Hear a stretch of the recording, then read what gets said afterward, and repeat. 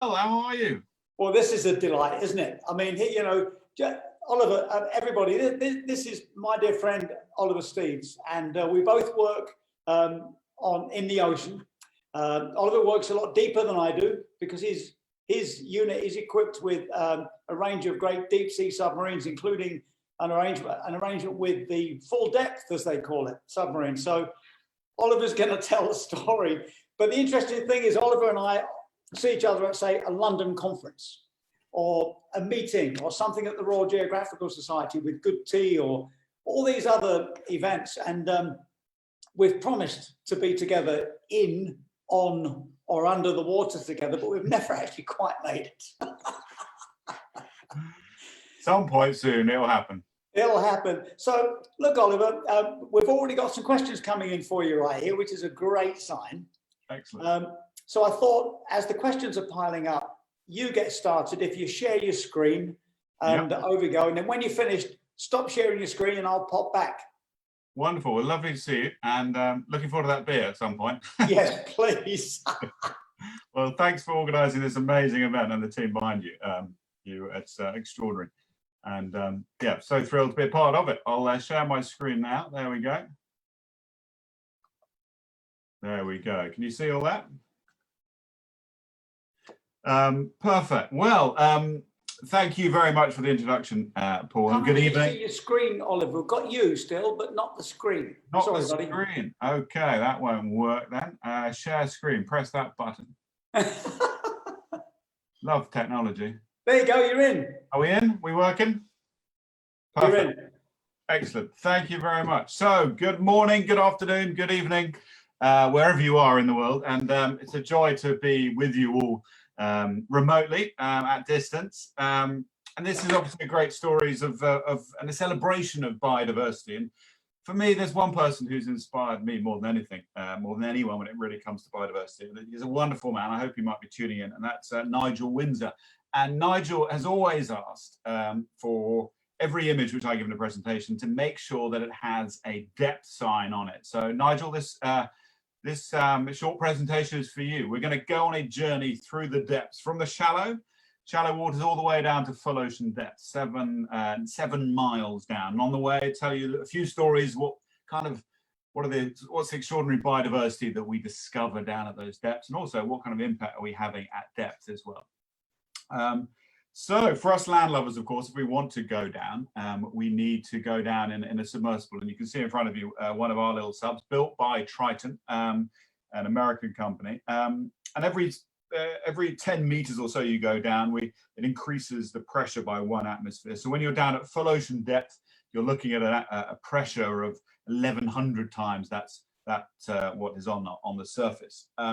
These subs that we have transparent pressure holes, which enable us to be able to have an extraordinary view of the environment around us, which is critical for marine research, the type of work which we do. Our job is to trumpet scientists in the deep sea, and scientific exploration begins with inquiry and observation, and this is a great way to do that using these submersibles. If you're going to go in these subs, I'll give you a sense of what it is to go in them, and I'll prepare Paul for his dive as well. So I hope you're tuning in on this one, Paul. Before you go in the sub, you're going to need to have a safety briefing. The first thing you learn is about how to bring the submersible back up to the surface. So where are the valves that put high pressure air into your ballast tanks? That enables you to bring the submersible up to the surface, gives you that positive buoyancy. The second thing you need to learn before you go down is how to move on to an independent breathing system if the air in your pressure hole becomes contaminated for any reason. The third thing is how to use the underwater telephone, so you have communications to the surface. And the fourth thing is to be highly observant, because there are only 2 people in these subs, and both people are in effect pilots. You have a responsibility of a co-pilot if you're alongside the pilot. So you have to have eyes on constantly. So we're conscious of time, and we've got a long journey to go down. So let's open vents and begin our dive down. So the first thing really that strikes you on your journey down is the sense of calm, the peace, the silence, the tranquility, and of course the blue. Blue being the last color in the light spectrum to be absorbed by water, hence our wonderful ocean is of course blue. So what does life look like at different depths? I'm going to show you a few videos now of some of the things that we saw on our recent mission in Seychelles, First Descent, which is a mission we undertook with the government of Seychelles there to explore what was there and help gather some of the data that's needed to inform areas of protection. So this is what we see down at about 10 meters or so, a large number of different corals. It's photosynthesizing organisms at these depths, of course. This is where we have light for photosynthesis. Not here, but in other places you get giant kelp forests as well that can grow 1 meter in a single day. Then we go through all these different types of corals throughout in different parts of the world that we start to see, but they're being smashed currently by the evil twins of heat and acidification. If we look at heat for a moment, 93% of anthropogenic heat that we've produced has been absorbed into the ocean. It's warming our oceans, causing these bleaching events and the destruction of our corals. If our ocean keeps on heating 2% more, we're going to lose virtually all of our corals. It's going to be like wiping out the rainforests. If we go down a little bit further now, into 30 meters to 60 meters or so, this is what we start to see. It's a different environment, different ecosystems, these big fan corals now, a little bit less light.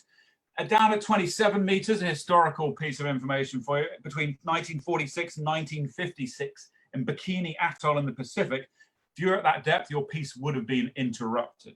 This was the depth at which the United States tested 23 nuclear bombs, including one that was strangely named Bravo. And that was 1,000 times more powerful than the bombs that were dropped on Hiroshima. Now, if we descend a little bit deeper, again, we're now going down to 120 meters or so. So after the last glacial maximum, about 12,000 years ago or so, this is the sea levels rose. But in Seychelles and other parts of the world, it was down at these depths, 120 meters, which was where we'd find the old beach line. And this is also a demarcation point, if you like, between different habitats. Above us, we've now got the mesophotic corals, the corals that live in the medium light zone. Below, we're now entering this new zone, which is called the rareophotic zone, the rare light zone. And we have these unique and different organisms that live at these different depths, these different habitats. This rareophotic zone was first discovered in Curacao back in 2016. We then confirmed its existence on our mission in Bermuda, and the images you've just seen from Seychelles are some of the first seen of the rareophotic zone at those depths. So let's go a little bit deeper now. Down to 250 meters, you're starting to see, again, a lot less light. You might be able to pick up those sort of flecks in the water of marine snow passing down different communities like these urchin communities. And it's very, again, it's a different habitat, different biodiversity that's down here. And this is where, where at these shallow, these relatively shallow depths, the top 100 meters or so, it's where we've got the greatest biomass in the ocean. But it's not where we have the greatest biodiversity. That biodiversity is a lot lower down. And we'll be taking you down there in a moment. So let's get into a bit more of what lives at different depths and what we do at different depths. 253 meters, the deepest free dive in the unlimited category. That's a huge depth to go down to. 300 meters, this is where you find this extraordinary animal. This is the Japanese spider crab. It's the largest crab on Earth. It can measure claw to claw up to 12 feet. So if you're down and you see one of those 12 feet crabs, you're going to be woken up pretty quickly. Down at 332 meters, I think this is where we've had the deepest scuba dive. There he is with a huge number of tanks. Down at 480 meters, we're still only scratching the surface. Remember, it's 11,000 meters what we've got to go down, so we're going to have to speed up because we are running out of time. 480 meters is the deepest rescue of a manned submersible. Down at 500 meters, we're now down to the diving depth of the blue whale. This wonderful animal, the loudest animal on the planet. It's possibly heard by other whales up to 1,600 kilometers, apparently. We've asked the whales if they would confirm that. They've declined to comment. So they could be obviously transporting their sound even further. We don't know. The tongue of this of these extraordinary animals, the blue whale, is so large you could have 20 people standing on it. That gives you a sense of scale of this beast. So now 534 meters. This is down where is the deepest known dive of the emperor penguin. 980 meters or so is where it's the deepest known dive or deepest known depths of the whale shark, the biggest living fish. They can grow up to 12 meters long. For comparison, that's about 2 school buses. Now we're getting down into the depths of this extraordinary animal. This is the Siphonophore, the longest animal in the world, we think. They can grow up to 40 meters long.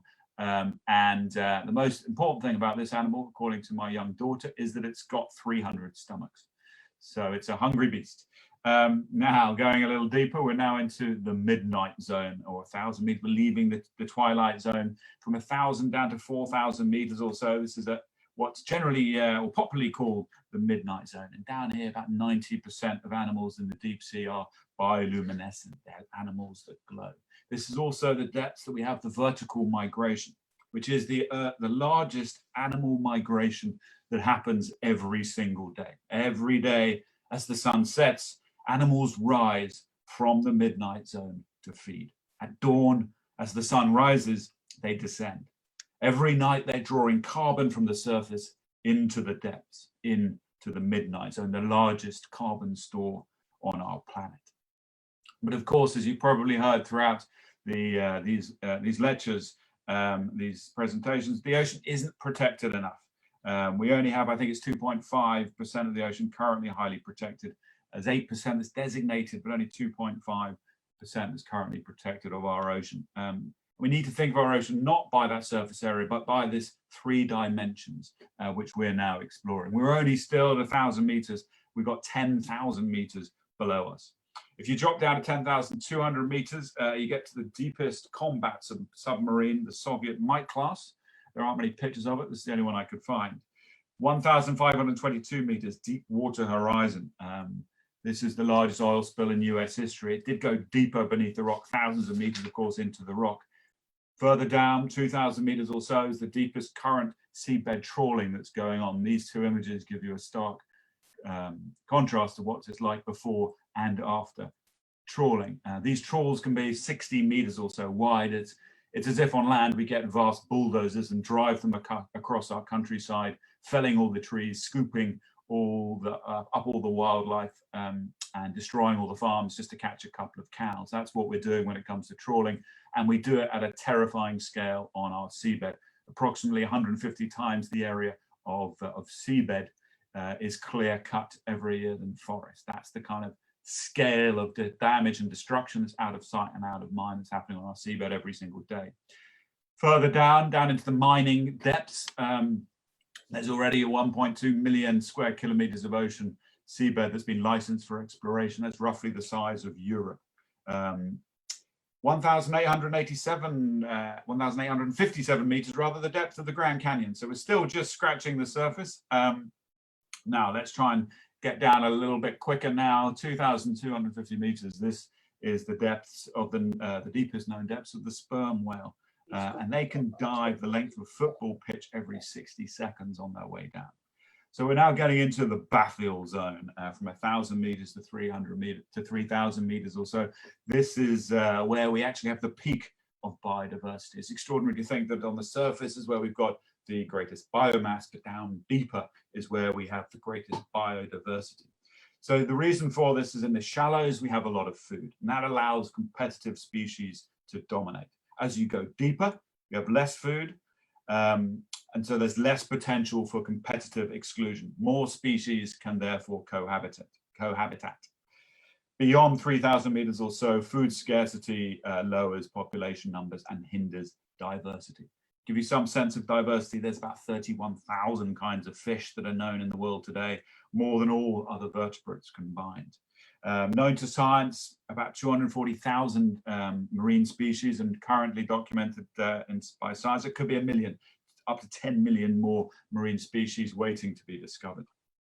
But the flip side, of course, is that more than half of the world's marine species may stand on the brink of extinction by the end of this century.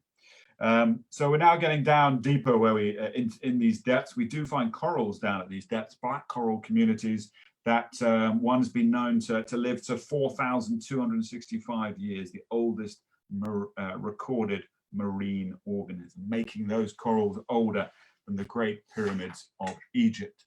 Down at these depths, 2,500 or so meters, was the discovery of the first hydrothermal vents on the Galapagos Ridge in Pacific Ocean in 1977. Instead of a barren desert, they found these vents teeming with tube worms, mussels, clams, crabs, snails, and shrimps. They also discovered chemosynthesis, creating energy through chemical reaction and through sunlight. That was only 1977, and a discovery by chance. Down deeper now, we're down into 3,000 meters or so, the deepest anglerfish. Temperature is now getting more or less constant, down to 2 to 4 degrees. 3,400 meters, the deepest oil rig. 3,500 meters, this is one of my favorite facts of the deep ocean. It is the Denmark Strait cataract. It is the highest waterfall on Earth. It's not on the surface, on land, it is underwater. It is 3 times the height of Angel Falls. And at peak flow, it's equivalent of almost 2,000 times the amount of water flowing over it than over Niagara Falls. Think of it, a waterfall underwater. 3,675 meters, we're now getting down into the deepest known shark, the Portuguese dogfish, or the Portuguese shark, as it's known. Sharks predating dinosaurs by 150 million years. Now we're down at 3,800 meters, one of the most iconic images of the depth of the deep sea. This is the wreck of Titanic. 4,000, we're then leaving the midnight zone, entering the abyssal zone. 4,000 meters is the kind of pressure is about 400 times the atmospheric pressure we have on the surface. So if you want to try this one at home, find yourself a cow and get the cow to stand on your thumbnail. That will give you a sense of the equivalent pressure, a cow on your thumbnail. So 4,200 meters, the average depth of the ocean floor, and we are running out of time. So we're now going to skip through quite quickly from 4,000 down to 7,000 or so. But before we do, let's have a quick look at seamounts, which for me are one of the most extraordinary parts of our ocean. There's over 100,000 of them, we think, seamounts, these undersea extinct volcanoes that rise from the seabed, and over 100,000 of these seamounts around the world's ocean that are above 1,000 meters or so. And underwater is where we have the majority of volcanic activity on our planet. It's not on land, it's underwater. About 80% of all volcanic activity is thought to occur in the oceans, accounting for about 75% of annual magma output, all underwater as well. So 4,400 meters or so, the deepest known, this was this one, I'm sorry, I looked over it. This is the deepest known Pacific viperfish. As we go deeper, 5,000 meters is where we find the fang-toothed fish. 5,500 meters or so is Malloy Deep, which is the deepest part of the Arctic, where it's temperature's down about -2 degrees. 6,000 meters, we're now leaving the Abyssal Zone and entering the Hadal Zone. And this Hadal Zone is predominantly made up of different trenches, the most famous being the Marianas Trench or so. But at 6,000 meters, 99% of the sea floor is now above us. It's typically is the deepest level of cables which are transporting 99% of internet traffic, or sorry, 95% of internet traffic around the world are on these subsea cables. Down at 7,000 meters, the deepest known octopus, the beautiful, the wonderful, the Dumbo octopus. So down at 8,178 meters is the deepest sighting of a living fish, the snailfish, that was recorded by the brilliant Dr. Alan Jameson, also known as Dr. Hadal. He's the man who wrote the book, The Hadal. He does not like us talking about the deep ocean. He much prefers us talking about the ocean because all ocean is deep. The deep ocean, officially in the scientific literature, is the ocean beneath 200 meters. And with an average depth of 4,000 meters or so, full ocean depth of 11,000 meters or so, he's right. We shouldn't be talking about the deep ocean. It is one ocean, and it's all bloody deep. So 8,848 meters, we are into Mount Everest country. So this is where Mount Everest is in relation to the deepest parts of the ocean. Now, Paul recognized these two incredible gentlemen, the first two guys who summited Everest, Tenzing Norgay and Ed Hillary, having a cup of tea, having just summited Everest. Trusty cup of tea at 6 o'clock here. But they did that in 1953. And in 1960, there was another extraordinary achievement. From the highest to the deepest, it was Don Walsh and Jacques Picard in 1960. These two wonderful, extraordinary, inspiring gentlemen who made it, who were the first people down there to full ocean depth in the submersible called the Trieste. Here is an artistic representation of it at full ocean depth, an extraordinary craft. And they found the deepest part of the ocean then to be 10,911 meters. So to give you a sense, that was 1960, and they were able to do that in this extraordinary craft, the Trieste. And it wasn't until 2012 when James Cameron then went down again. So there's a huge gap between the two. To give you some context, of course, we've had 24 people who've walked on the, who've been to the moon, 12 people who have walked on the moon. We spent over 300 hours on the moon. And until last year, we'd only spent just over 3 or 4 hours on the deepest part of our ocean. All that was to change last year with the creation of this extraordinary submersible, again built by Triton. This is a full ocean depth submersible, the only one on the planet. You can see it behind me. This is, I've gone old school. This is a real backdrop. This is not a virtual backdrop. See if I push it, you can see this is a real backdrop.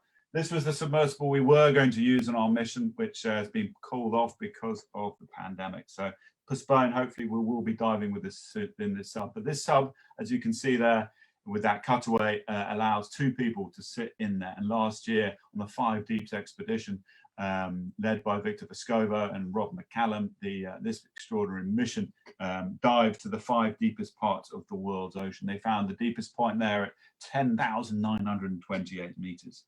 They may well be going back, I think, as soon as the situation allows. They will be back there.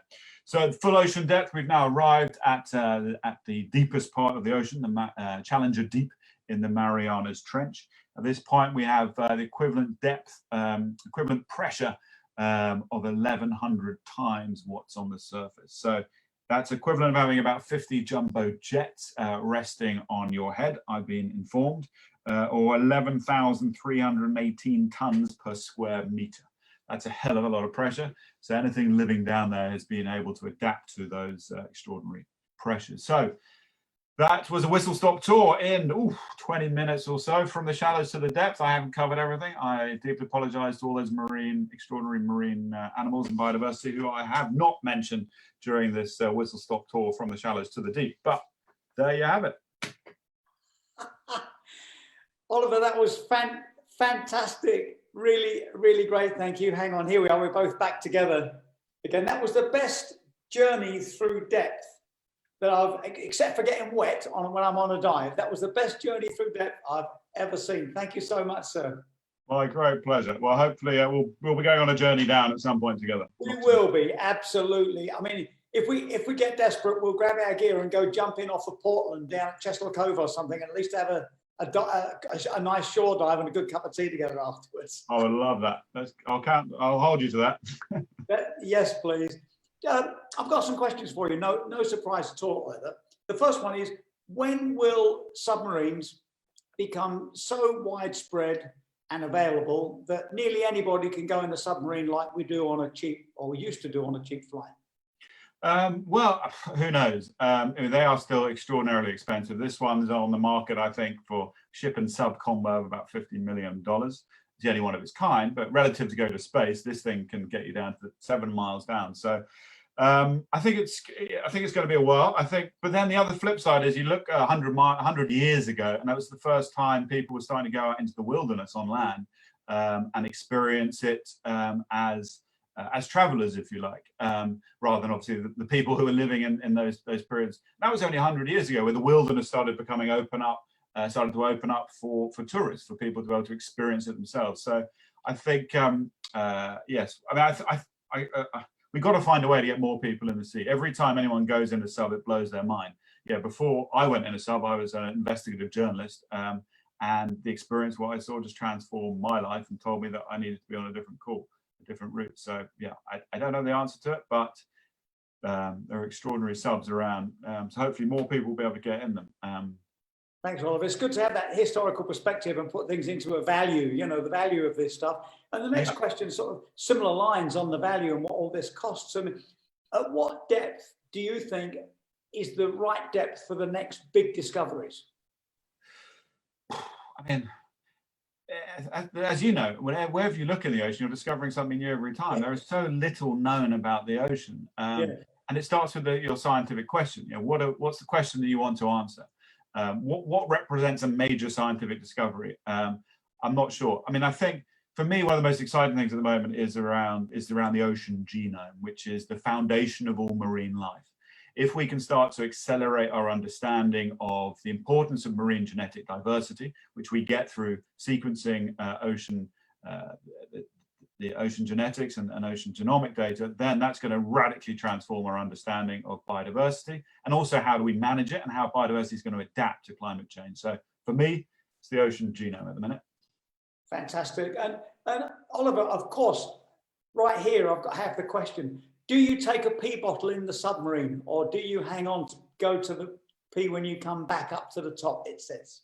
It's a good question. And it depends how long your dive is, to be honest. Yeah, there are obviously ways and means if you have to use them, but there are cameras inside as well. You're pretty, you don't have much room. It's not very pleasant for the person next to you, so you try not to.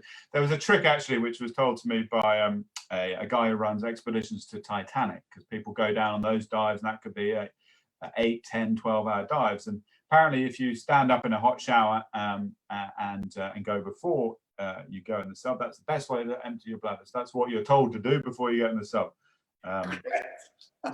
Bit of intel you probably didn't want to know on a Sunday afternoon, but now you know.